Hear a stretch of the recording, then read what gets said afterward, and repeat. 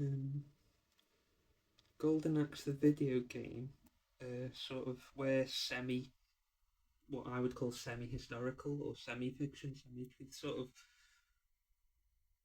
where, like the Labyrinth, the double-edged axe. So it's sort of where mythology meets history, real history. So like I call it semi-historical HEMA weapons.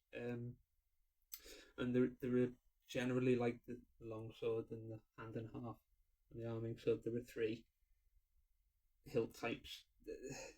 Some say two, but I'll just do three for now. So there's um, single-handed, hand and a half, and two-handed with the Labrys, the double-edged axe, and whatever its other etymology is in other systems, which I don't know. I only know it by that name.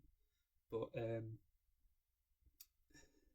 there's a game on the N64 where a character has the two one-handed double-edged axe.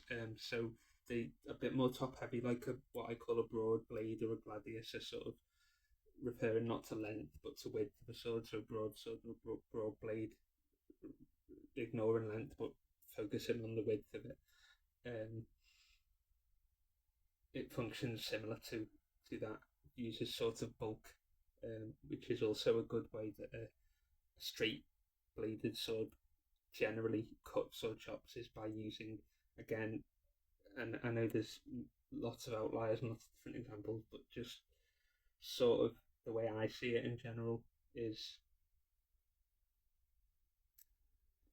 curve blades can use the sliding method to cut, but the straight, um, if they want to cut, they use sort of a bulk or sort of chopping, smashing kind of thing.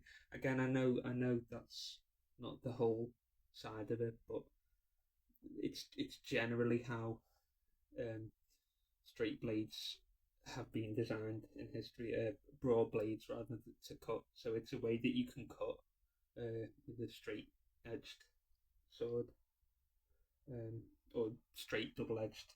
It's a way to still retain cutting power as you use like broadness or stockiness, like sort of smashing or chopping power rather than a curved sliding technique.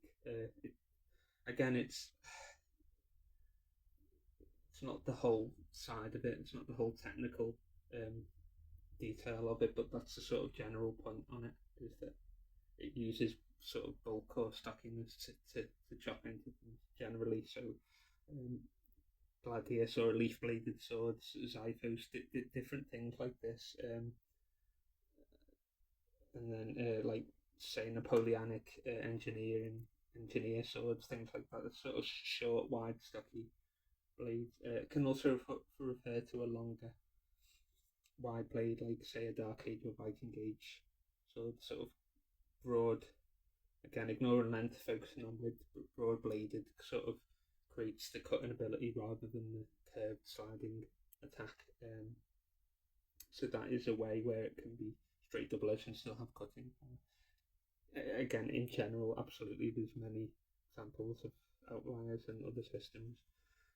Um, so yeah, that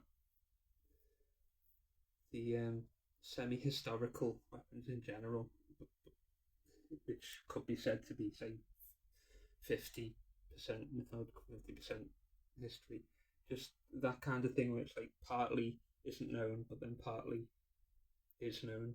Um, those things are interesting because it can't be said that it didn't exist and can't be pinned down fully in either way. So it's just interesting to play around with ideas. This is more, as I say, the right brain humor.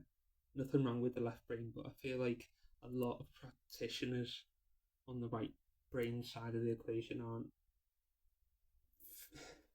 aren't being given the ability to have access. So I'm trying to fill that void. So yeah, Labrys double edged axe, three hilts, single hand and a half, two handed, just like a longsword or Western or Japanese longsword, katana or European. Uh, yeah, so this sparring will be interesting in the context of the WMA with like two one-handed Labras or one double-handed one. Just